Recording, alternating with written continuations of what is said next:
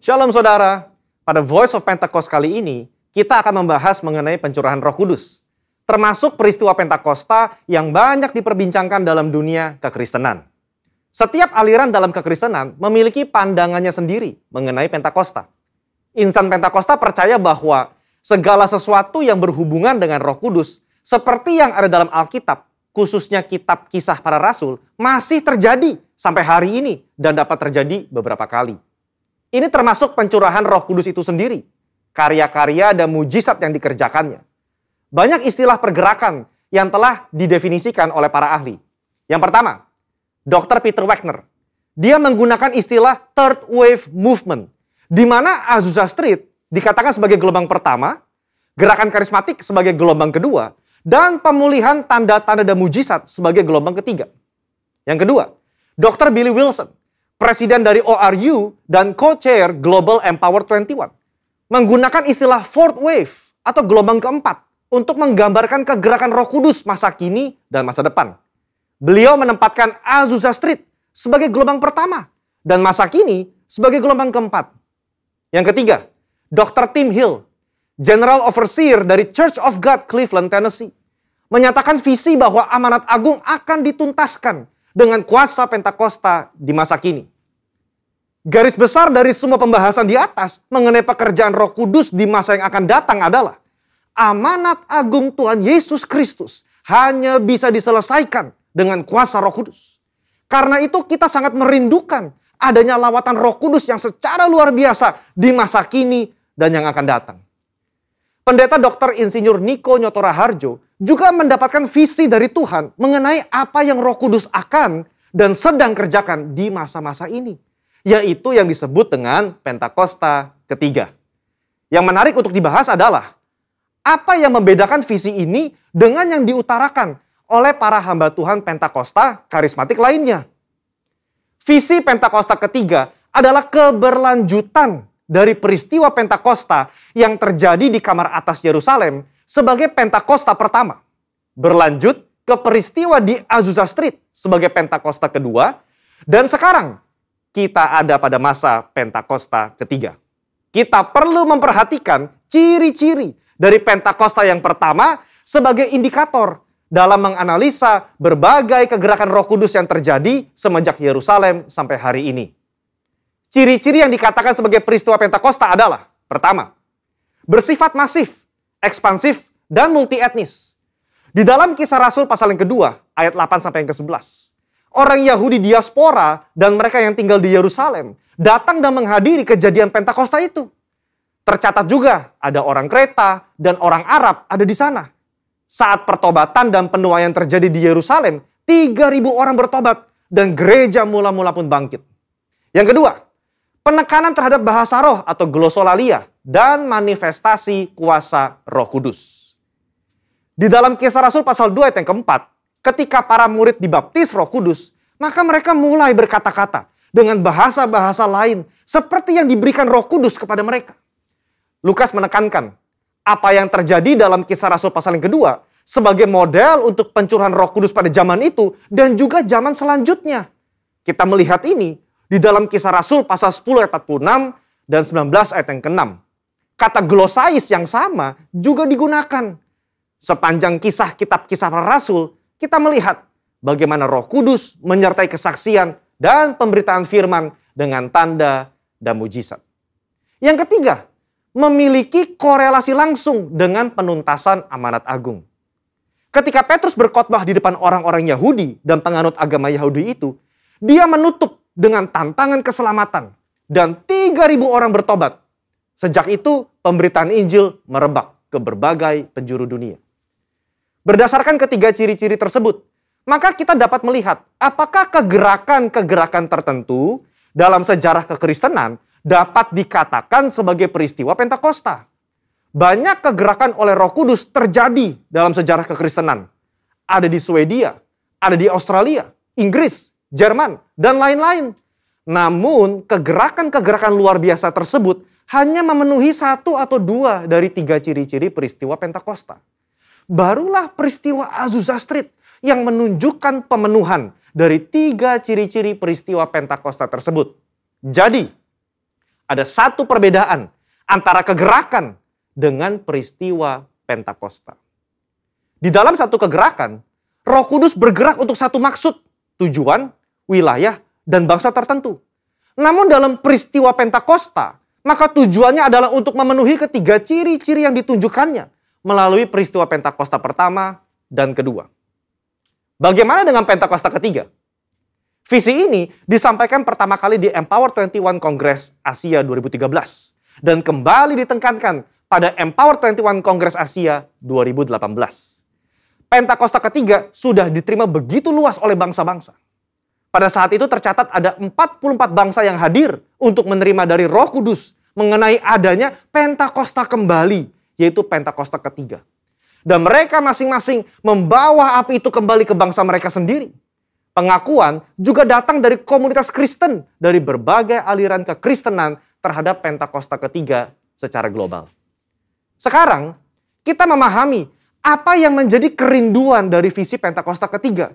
Ini adalah kerinduan agar apa yang terjadi di Yerusalem pada awal abad pertama dan Azusa Street pada awal abad ke-20 terjadi lagi dengan lebih dahsyat dan besar sekarang.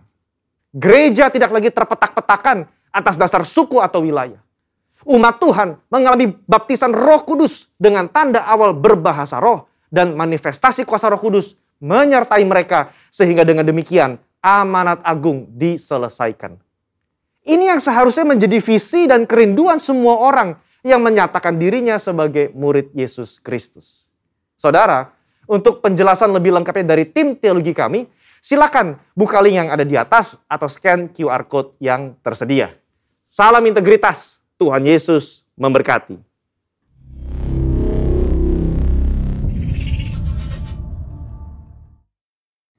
Mazmur 91, dalam lindungan Allah. Orang yang duduk dalam lindungan yang maha tinggi dan bermalam dalam naungan yang maha kuasa akan berkata kepada Tuhan, tempat perlindunganku dan kubu pertahananku, Allahku yang kupercayai. Sungguh, dialah yang akan melepaskan engkau dari jerat penangkap burung, dari penyakit sampar yang busuk. Dengan kepaknya ia akan menudungi engkau, di bawah sayapnya engkau akan berlindung. Kesetiaannya ialah perisai dan pagar tembok. Engkau tak usah takut terhadap kedahsyatan malam, terhadap panah yang terbang di waktu siang, terhadap penyakit sampar yang berjalan di dalam gelap, terhadap penyakit menular yang mengamuk di waktu petang. Walau 1.000 orang rebah di sisimu dan 10.000 di sebelah kananmu, tetapi itu tidak akan menimpamu. Engkau hanya menontonnya dengan matamu sendiri dan melihat pembalasan terhadap orang-orang fasik. Sebab Tuhan ialah tempat perlindunganmu, yang maha tinggi telah kau buat tempat perteduhanmu. Malapetaka tidak akan menimpa kamu, dan tulah tidak akan mendekat kepada kemahmu. Sebab malaikat-malaikatnya akan diperintahkannya kepadamu untuk menjaga engkau di segala jalanmu. Mereka akan menatang engkau di atas tangannya, supaya kakimu jangan terantuk kepada batu. Singa dan ular tedung akan kau langkahi. Engkau akan menginjak anak singa dan ular naga. Sungguh hatinya melekat kepadaku, maka aku akan meluputkannya. Aku akan membentenginya, sebab ia mengenal namaku. Bila ia berseru kepadaku, aku akan menjawab. Aku akan menyertai dia dalam kesesakan. Aku akan meluputkannya dan memuliakannya. Dengan panjang umur akan kukenyangkan dia, dan akan kuperlihatkan kepadanya keselamatan daripadaku.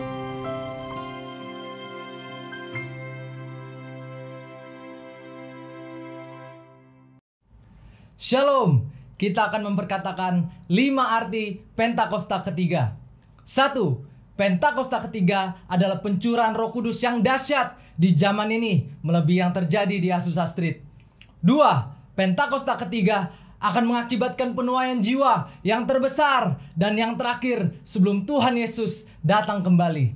3. Pentakosta ketiga akan membangkitkan generasi Yeremia, yaitu anak-anak muda yang dipenuhi Roh Kudus, cinta mati-matian kepada Tuhan Yesus, tidak kompromi terhadap dosa, dan akan bergerak untuk memenangkan jiwa. 4. Pentakosta ketiga lahir di Indonesia dan bergerak ke bangsa-bangsa.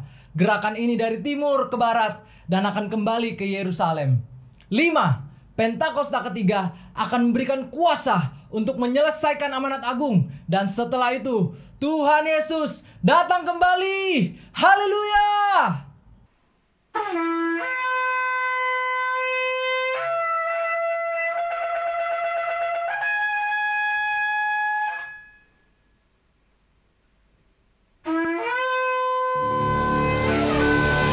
Kita berikan tepuk tangan dan sorak-sorai buat Tuhan yang dahsyat, buat Yesus yang hebat. Haleluya, haleluya, haleluya, haleluya. Puji nama Tuhan. Selamat pagi semuanya. Shalom saudara. Yang di rumah-rumah, shalom semuanya. Apa kabar saudara? Saya percaya kita luar biasa karena kita punya Tuhan yang dahsyat. Kita percaya janjinya itu ajaib buat setiap kita. Tepuk tangannya buat Tuhan kita. Haleluya.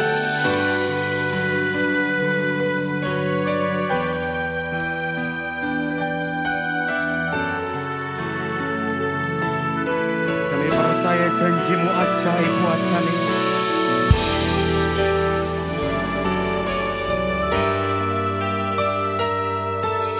Sungguh besar setiamu, Kau nyatakan bagiku.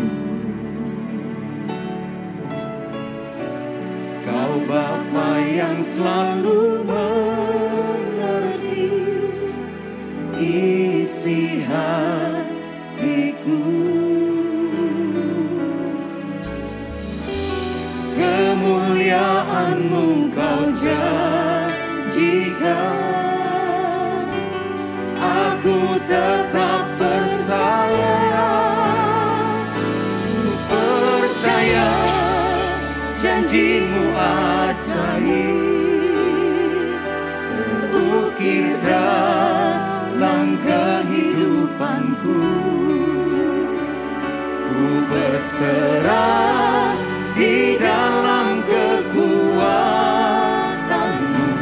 Ku percaya.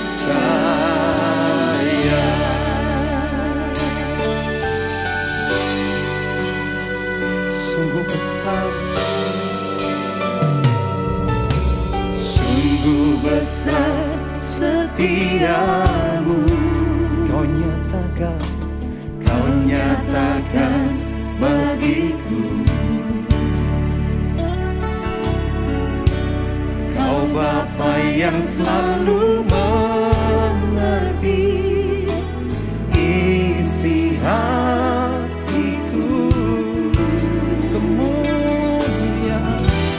Kemuliaan-Mu Kau janjikan, aku tetap percaya. Ku percaya janjimu ajaib, terukir dalam kehidupanku. Ku berserah di dalam kekuatan-Mu. Hanya Kau segalanya bagiku. Percaya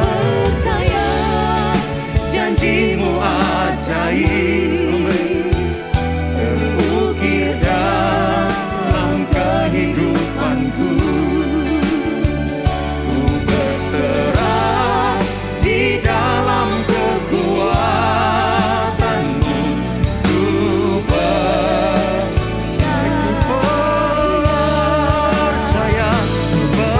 percaya janjimu ajaib, terukir dalam kehidupanku.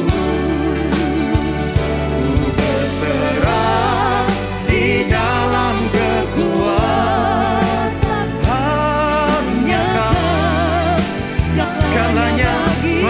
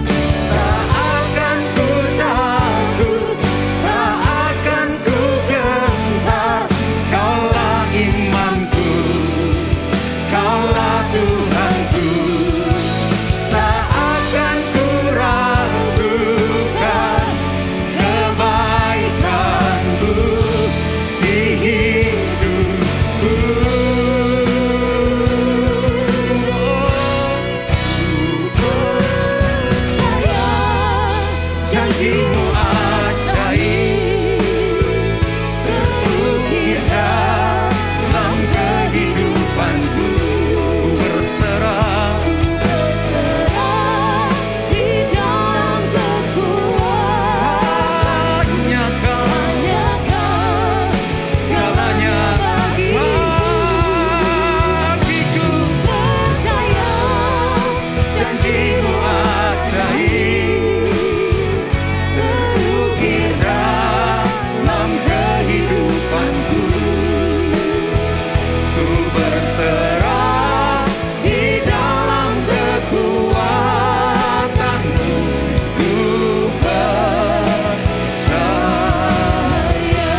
Tangan kami terangkat kepadamu dan berkata, ku percaya, ku percaya. Janjimu ajaib terukir dalam kehidupanku. Ku berserah di dalam kekuatanmu. Hanya Kau segalanya bagiku. Ku percaya janjimu ajaib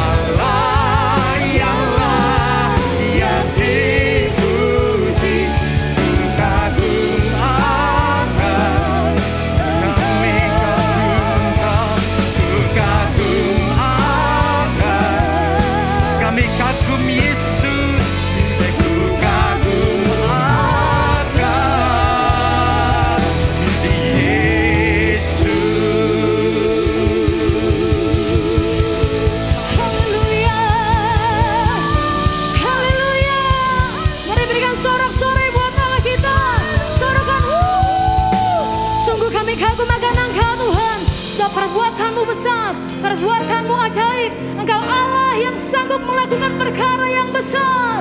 Haleluya.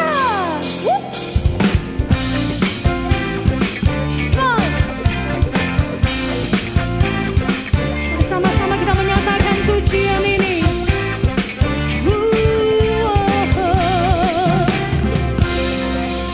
Yang tak pernah dilihat mata,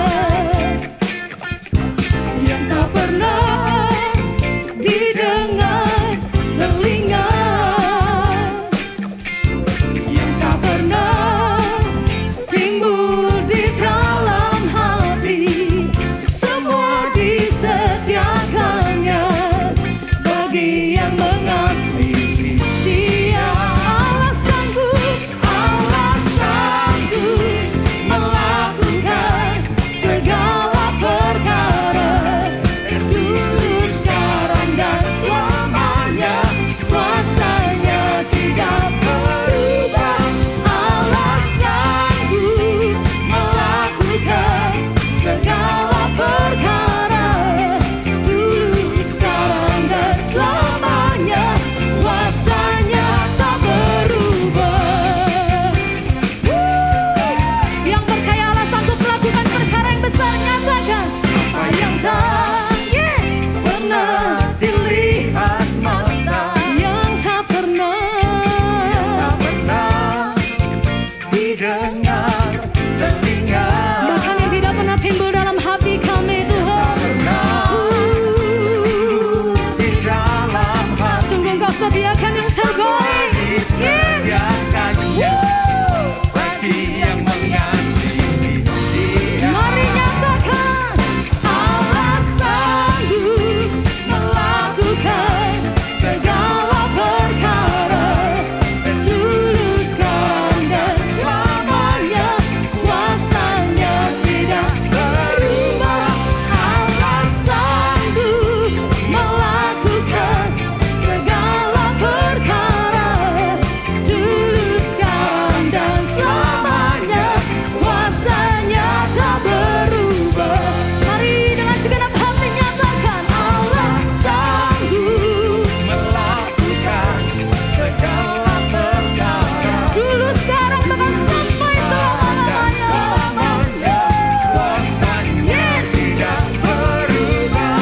Allah sanggup melakukan segala perkara, dulu, sekarang, dan Selamanya kuasanya tak berubah. Oh, kami percaya Engkau sanggup menyembuhkan setiap kami Tuhan. Engkau yang sanggup memulihkan kami. Oh, terima kasih Tuhan. Mari yang percaya angkat tanganmu tinggi-tinggi. Nyatakan Allah sanggup. Serukan Allah sanggup. Haleluya. Yes. Ayo tepuk tanganmu sama-sama nyatakan. Allah sanggup melakukan segala perkara, dulu, sekarang, dan selamanya. Yes. kuasanya tidak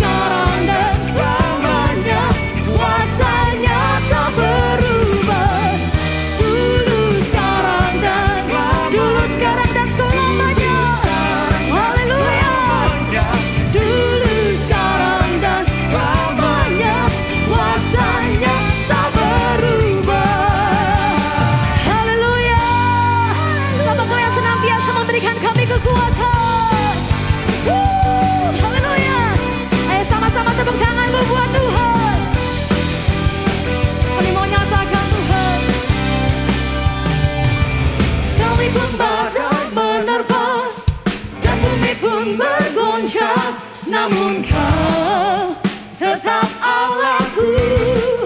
Ku yakin Kau di sampingku, beri kuasa untuk menang lewati gunung yang tinggi. Bila Kau di pihakku, siapa lawanku? Kau berikan kuasa untuk menang.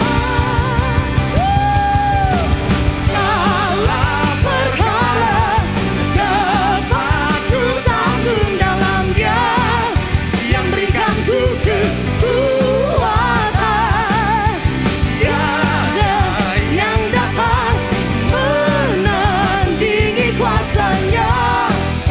Allah yang perkasa dan Raja mulia.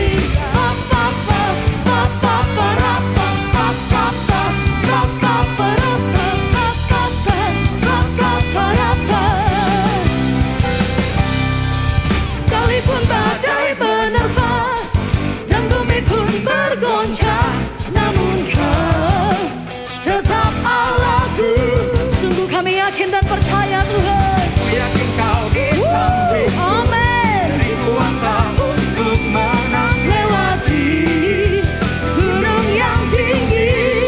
Bila Kau di pihakku, bila Kau di pihakku, siapa lawanku? Kau berikan kuasa untuk menang. Segala perkara dapat ku tanggung dalam Dia yang berikan ku kekuatan. Tiada yang dapat menandingi kuasanya. Allah yang perkasa. Sambil angkat tanganmu nyatakan, "Lah perkara dapat ku tanggung dalam Dia yang berikan ku kekuatan. Tiada yang dapat menandingi kuasanya. Allah yang perkasa dan Raja mulia. Segala perkara dapat ku tanggung dalam Dia yang berikan ku kekuatan. Tiada yang dapat menandingi kuasanya. Engkau Allah yang perkasa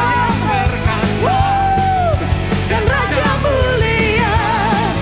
Allah yang perkasa dan Raja mulia.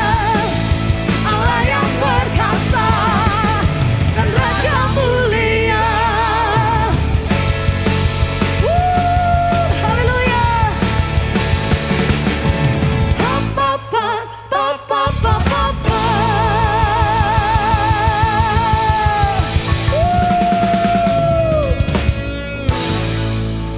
Haleluya.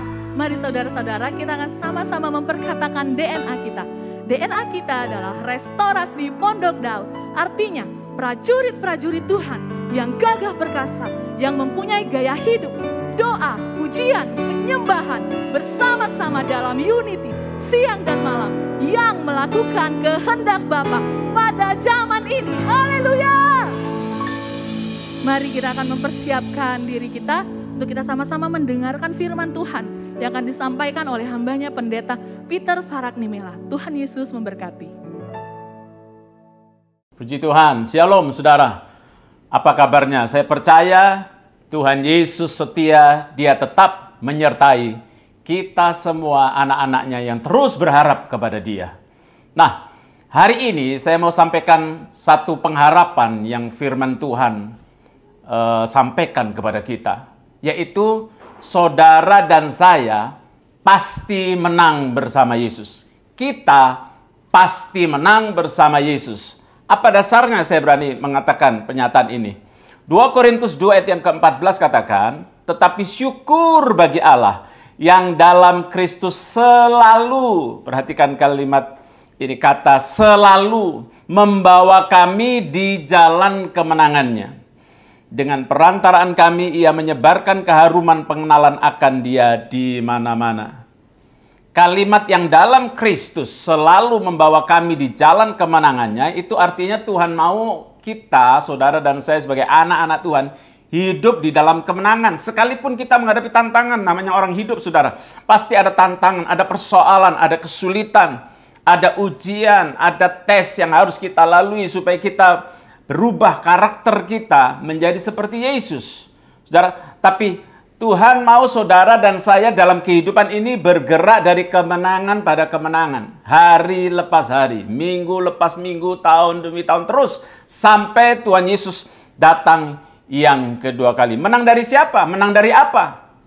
Tuhan Yesus menang atas iblis, atas dosa dan kutuk dosa termasuk penyakit, terhadap maut, kematian kekal. Nah, Tuhan mau gerejanya, kita yang percaya pada Tuhan Yesus mengalami kemenangan seperti itu. Saudara, sayang sekali banyak orang Kristen yang tidak mengalami kemenangan dalam hidupnya, terus-menerus ditawan oleh iblis, ya, dibawa pengaruh dosa, keduniawian, terus hidupnya dibawa kutuk penyakit, kutuk kekurangan, kemiskinan.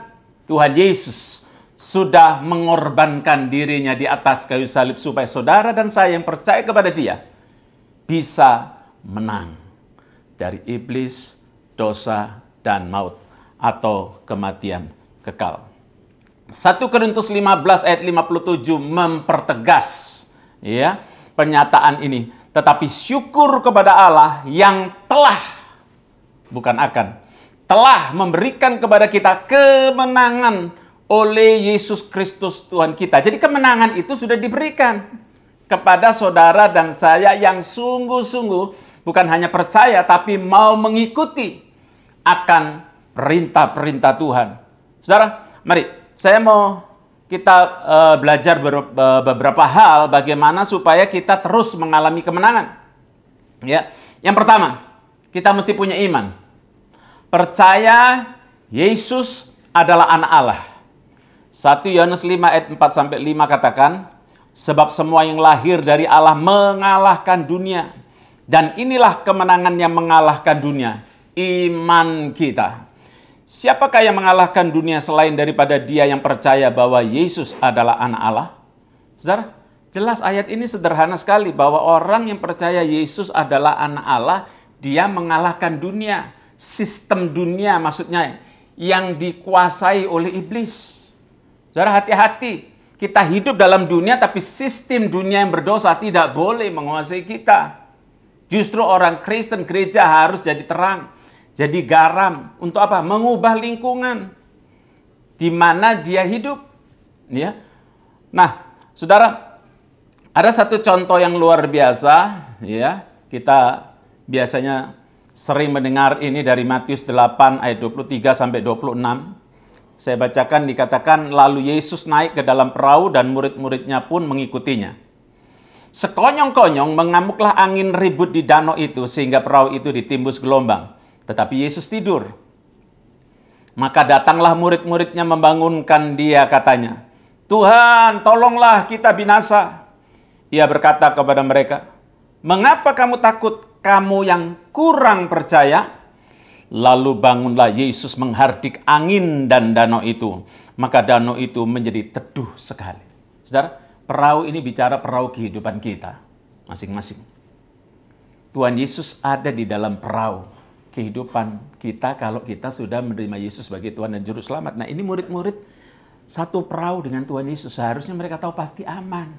Kalau mereka mengenal siapa Yesus itu. Yesus ini bukan sekedar manusia baik. Bukan sekedar orang hebat, tapi dia Tuhan yang menjelma menjadi manusia. Artinya tidak ada yang mustahil bagi Tuhan Yesus. Saudara, sekalipun Tuhan Yesus Alkitab katakan mengosongkan dirinya, dia 100% manusia, tapi dia juga 100% Allah. Bapa di surga menyertai dia, Roh Kudus memenuhi hidupnya. Jadi, saudara, tidak ada yang perlu dikhawatirkan. Tapi, waktu itu pengenalan murid-murid akan Tuhan Yesus belum sepenuhnya. Saudara, tiba-tiba datang angin ribut. Ya, sekonyong-konyong membuat dikatakan perahu itu ditimbus gelombang. Tapi yang luar biasa, Yesus tidur. Saudara, Yesus ini teladan bahwa situasi tidak boleh mengalahkan kita. Keadaan tidak boleh membuat kita panik dan kemudian kita hilang akan percaya kepada Tuhan atau kita mulai hidup penuh ketakutan, bimbang. Saudara, manusia bisa takut. Manusia bisa bimbang, namanya juga manusia, masih ada darah dan daging. Tapi kalau hidup tiap hari, tiap saat dikuasai ketakutan, waduh, saudara, sangat mengerikan. Banyak orang menjadi kalah. Ya, akhirnya stres. Penyakit, sumber penyakit yang terbesar sebetulnya bukan virus, kuman, tidak, saudara. Ya, stres. Kalau imunnya turun, maka berbagai penyakit akan membuat orang itu sakit. Nah, stres berat. Bahkan orang akhirnya malah banyak yang terjadi bunuh diri karena tidak tahan dengan tekanan, ketakutan. Saudara, tapi sekali lagi ada pengharapan di dalam Tuhan Yesus. Untungnya murid-murid ini kemudian membangunkan Yesus dan berkata, Tuhan, sekalipun saudara lihat orang kalau panik pasti bahasanya juga negatif, saudara. Tuhan, tolonglah kita binasa. Saudara, kita yang sudah tahu ceritanya lebih gampang. Mana mungkin bisa binasa sih, yang dekatnya Tuhan Yesus kok. Di samping Tuhan Yesus masa bisa binasa? Gak mungkin. Saudara, lalu ayat 26 tadi, ia berkata kepada mereka, mengapa kamu takut, kamu yang kurang percaya? Ternyata ini akarnya. Kurang percaya. Kurang percaya menyebabkan kita dikuasai oleh ketakutan. Harusnya kita lawan, kita menang terhadap ketakutan. Puji Tuhan. Lalu dikatakan Tuhan Yesus bukan hanya menegur murid-muridnya, tapi kemudian dia mulai bertindak, menghardik angin dan danau itu sampai danau itu menjadi teduh sekali. Apakah yang dilakukan Tuhan Yesus ini bisa kita lakukan? Jawabannya bisa. Ya, Alkitab berkata, Tuhan Yesus berkata, orang yang percaya kepada Tuhan Yesus, dia akan melakukan perkara-perkara seperti yang Yesus lakukan waktu di dunia. Waktu itu. Bahkan lebih besar lagi. Saudara, jadi sayang sekali banyak orang Kristen yang tertipu oleh iblis, oleh ajaran yang tidak alkitabiah, yang mengatakan bahwa mujizat sudah nggak ada, ya kita berjuang masing-masing, yang penting jadi orang baik, moga-moga masuk surga. Wah, kasihan, hidupnya tidak ada kuasa. Tidak ada kuasa untuk kalahkan iblis, nggak ada kuasa untuk melawan dosa, melawan maut. Padahal roh yang di dalam saudara dan saya adalah roh pemenang. Roh yang dikatakan lebih besar dari semua roh yang ada di dalam dunia. Siapa itu? Roh Kristus. Roh Tuhan, saudara. Kita lemah, kita terbatas. Ya, kita nol besar. Tetapi bersama Yesus, di dalam kuat kuasa Roh Kudus, saudara dan saya sudah Tuhan rencanakan untuk menang, menang, menang. Setiap hari menang. Sampai Tuhan Yesus datang yang kedua kali. Sampai selama-lamanya. Saudara, hal yang kedua, ya, supaya kita terus mengalami kemenangan, kita harus hidup dalam persekutuan yang erat, intim dengan Tuhan. Ada contoh, yaitu Yosua. Ya, dalam kitab Yosua dikatakan bahwa Tuhan begitu luar biasa menyertai Yosua, membuat Yosua dan pasukan yang dia pimpin, bangsa yang dia pimpin itu menang. Bahkan menghadapi raksasa-raksasa yang ada di tanah perjanjian. Saudara, mereka sempat kalah waktu mereka mulai nggak taat. Atau ada seseorang yang tidak taat di antara mereka. Contohnya dalam kasus Achan, ya, yang mencuri apa yang sebetulnya Tuhan larang. Nah, tapi mari saya mau kita fokus kepada Yosua. Yosua adalah seorang pemimpin. Bukan sempurna, tapi dia menjadi teladan. Kenapa? Karena dia intim dengan Tuhan. Dalam Keluaran 33 ayat 11, ini gaya hidup Yosua. Dikatakan, dan Tuhan berbicara kepada Musa dengan berhadapan muka seperti seorang berbicara kepada temannya. Kemudian kembalilah ia ke perkemahan. Tetapi abdinya, Yosua bin Nun, seorang yang masih muda, tidaklah meninggalkan kemah itu. Yosua suka ada di kemah suci. Di kemah pertemuan, artinya pertemuan Tuhan dengan Musa. Ya, saudara, Yosua itu rindu akan hadirat Tuhan. Saya tidak tahu apakah saudara rindu dengan Tuhan Yesus setiap hari. Seringkali saya bangun dan saya berkata, Tuhan, aku rindu Engkau, Engkau segalanya. Aku kangen Engkau, Tuhan Yesus, Engkau segalanya. Aku gak bisa hidup tanpa Engkau. Saudara, Tuhan mau kita punya gaya hidup seperti itu. Ya, jangan sampai kita terperangkap dalam pemikiran yang berpikir bahwa kita sudah cukup hebat. Kita sehat, kuat, pintar, kaya, lalu kita mulai kurang mengandalkan Tuhan. Gak berdoa lagi, gak suka berdoa, gak baca Alkitab lagi. Kita pikir kita hebat. Kita pikir kita pasti menang. Sampai suatu hari banyak orang terkejut. Ternyata dia dalam keadaan yang kalah, terpuruk, akhirnya putus asa. Kenapa? Karena lupa kepada Tuhan. Tidak menjaga hubungan yang erat, intim dengan Tuhan. Itu kalau orang Kristen. Orang Kristen harus hidup intim dengan Tuhan. Orang Kristen itu bukan cuma namanya Kristen. Ya, bukan, orang Kristen adalah orang yang ke gereja seminggu sekali kalau onsite. Bukan itu, saudara. Orang Kristen itu artinya Christ follower, pengikut Kristus. Artinya apa? Gaya hidupnya seperti Tuhan Yesus. Karakternya seperti Tuhan Yesus. Orang-orang seperti ini, saudara, yang Tuhan inginkan. Yang terus bergaul. Kenapa bergaul erat dengan Tuhan? Karena kita tahu, kita nggak bisa. Dengan kekuatan kita sendiri, kita nggak mampu. Ya, tapi bersama dengan Tuhan Yesus, apa yang kita anggap nggak mampu, apa yang kelihatannya mustahil, Tuhan bisa rubah menjadi tidak mustahil. Kita akan mengalami keajaiban-keajaiban Tuhan. Yang ketiga, ya, bagaimana kita mengalami kemenangan sampai akhir dari kehidupan, atau sampai Tuhan Yesus datang yang kedua kali. Yaitu kita harus melakukan kehendak Bapa, bukan keinginan daging kita sendiri. Matius 7 ayat 21 sampai 23 yang berapa kali disampaikan oleh Pak Niko, gembala pembina kita.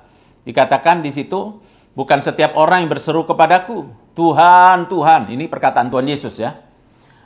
Bukan setiap orang yang berseru kepadaku, Tuhan, Tuhan, akan masuk ke dalam kerajaan sorga. Melainkan dia yang melakukan kehendak Bapakku yang di sorga. Saudara, garis bawah ini. Perhatikan sungguh-sungguh. Melakukan kehendak Bapa. Ini orang yang bisa masuk sorga.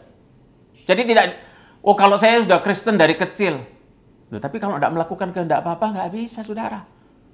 Orang Kristen tapi memberontak pada orang tua, keterikatan narkoba, ya, LGBTIQ. Tuhan mengasihi semua orang, tapi Tuhan tidak bisa kompromi dengan dosa. Bapak Ibu Saudara yang dikasihi Tuhan. Saya lanjutkan dulu. Ayat 22 dari Matius 7 tadi. Pada hari terakhir banyak orang akan berseru kepadaku, Tuhan, Tuhan, bukankah kami bernubuat demi namamu? Wah, ini orang-orang hebat.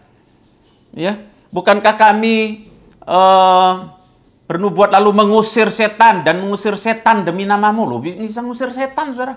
Ini orang-orang berkarunia roh tadinya. Dan mengadakan banyak mujizat demi namamu juga. Bayangkan Tuhan pakai dia mungkin awal hidupnya bagus, sampai bisa melakukan banyak mujizat. Tapi itu bukan ukuran untuk masuk surga. Ayat 23, pada waktu itulah aku akan berterus terang kepada mereka dan berkata, aku tidak pernah mengenal kamu. Loh, aneh kan? Bernubuat, ngusir setan, ngadakan banyak mujizat, tapi Tuhan tidak kenal. Kenapa? Karena tidak melakukan kehendak Bapa. Malah dikatakan, enyahlah daripadaku kamu sekalian pembuat kejahatan. Kita harus hati-hati, tidak boleh curi kemuliaan Tuhan. Jangan memperjualbelikan karunia. Jangan, saudara. Ya, karena sudah Tuhan pakai menciptakan lagu, berkhotbah. Nah, ini lalu mulai lupa, saudara. Ya, malah mulai pasang tarif, saudara. Ya, mohon maaf, ini yang terjadi, saudara. Tapi mari, pertanyaan sekarang, bagaimana kita bisa tahu kehendak Bapa? Kehendak Bapa itu tertulis dalam Alkitab. Semua harus back to the Bible. Entah itu penglihatan, entah itu pernyataan apa yang katakan ini suara Tuhan dari Tuhan, harus diuji apakah itu sesuai dengan Alkitab atau tidak. Tidak boleh kita menafsirkan sendiri. Ya. Sebab itu bacalah Alkitab kita baik-baik. Renungkan siang malam, perkatakan firman dan janji-janji Tuhan, lakukan perintah Tuhan setiap hari, bahkan setiap saat. Saudara pasti menang. Itu yang Tuhan katakan dan janjikan kepada Yosua. Yosua 1 ayat 8 kalau saudara periksa di situ. Tuhan berkata, jangan engkau lupa memperkatakan kitab Taurat ini. Tetapi renungkanlah itu siang dan malam. Dan bertindaklah hati-hati sesuai dengan segala yang tertulis di dalamnya. Ya, dulu Yosua hanya punya Taurat, tapi sekarang kita punya Alkitab Perjanjian Lama, Perjanjian Baru. Ada sebagian berkata, oh sekarang Perjanjian Lama sudah tidak perlu, Perjanjian Baru saja. Ya, ini namanya salah kaprah. Ini salah mengerti. Saudara, Perjanjian Lama masih tetap, saudara, apalagi hukum-hukum moralnya itu maksudnya.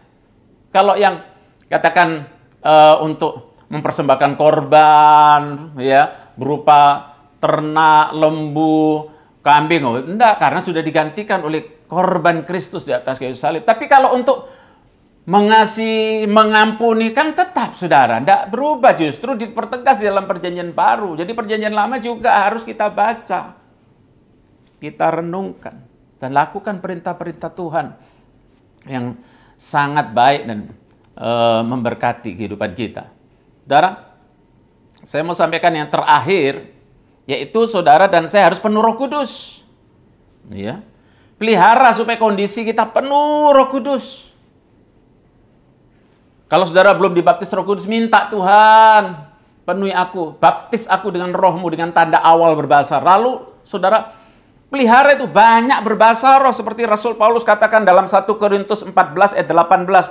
Aku mengucap syukur kepada Allah bahwa aku berkata-kata dengan bahasa roh lebih daripada kamu semua. Apalagi sekarang era Pentakosta ketiga, Roh Kudus dicurahkan makin hari makin dahsyat. Saudara, mari bangkit.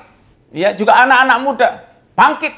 Ini waktu untuk engkau bergerak di baris depan dan menyelesaikan amanat agung bersama-sama kita semua. Tuhan akan pakai untuk menyelesaikan amanat agung. Bukan dengan kekuatan kita, tetapi dengan kuasa Pentakosta yang ketiga. Mari kita berdoa. Bapa di surga, aku berdoa untuk anak-anakmu di rumah-rumah, dimanapun mereka berada, yang melihat akan tayangan ini. Di dalam nama Tuhan Yesus, Tuhan jamah firman-Mu lebih tajam dari pedang bermata dua. Akan menembusi setiap kehidupan yang terbuka, Tuhan. Kalau kami membuka hati, kami membuka kehidupan kami, Engkau pasti menjamah, menyembuhkan yang sakit, memberi pengharapan pada yang putus asa. Terima kasih Tuhan, kasihani kami. Tuhan, terima kasih. Kalau ada yang belum pernah menerima Yesus sebagai Tuhan dan Juru Selamat, buka hatimu, saudara. Terimalah Yesus sebagai Tuhan dan Juru Selamat, supaya engkau mengalami hidup yang berkemenangan. Di dalam nama Tuhan Yesus, menang terhadap iblis, menang terhadap dosa, menang terhadap maut. Terima kasih Tuhan. Terima kasih, terima kasih. Hamba-Mu serahkan semua anak-anak-Mu, kami semua, dalam perlindungan, damai sejahtera, sukacita oleh Roh Kudus. Amin. Tuhan memberkati kita semua. Shalom.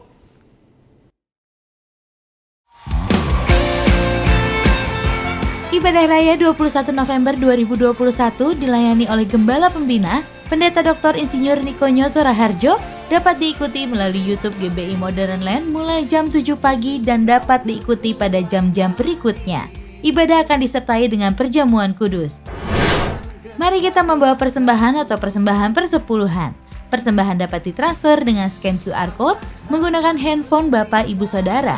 Persembahan dapat diberikan melalui M-Banking, OVO, GoPay, Dana, dan lain-lain. Atau ditransfer ke rekening BCA 8680312444 atas nama GBI Modern Land. Jangan lupa untuk menuliskan nama cabang atau ranting. Mari menabur bagi saudara-saudara kita yang membutuhkan melalui persembahan diakonia. Persembahan diakonia dapat diberikan melalui rekening BCA 8680312444 atas nama GBI Modern Land.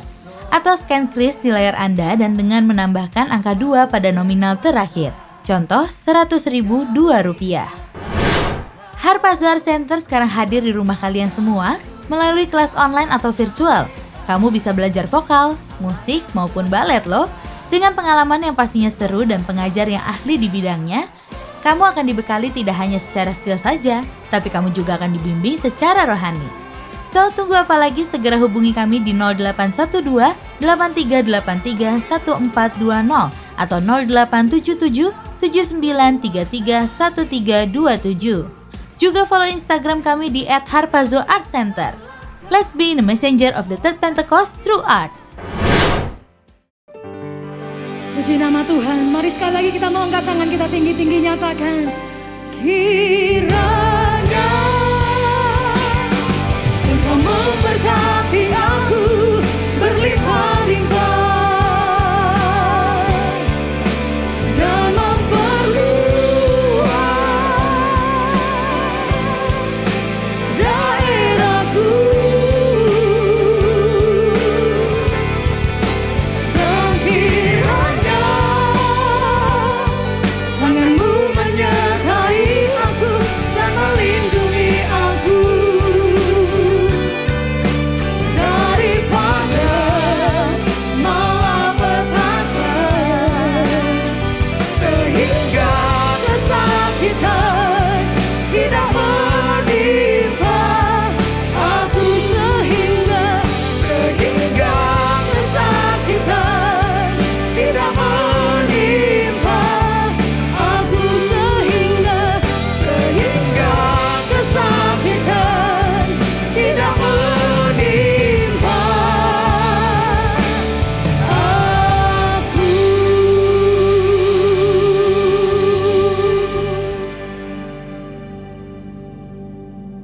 Mari angkat tangan kita, bukalah hatimu untuk menerima berkat daripada Tuhan.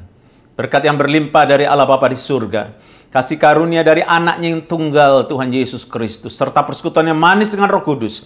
Menyertai kita semua mulai saat ini. Sampai Maranatha. Bahkan sampai selama-lamanya. Prajurit-prajurit Tuhan yang gagah perkasa katakan, amin. Tuhan berkati. Shalom.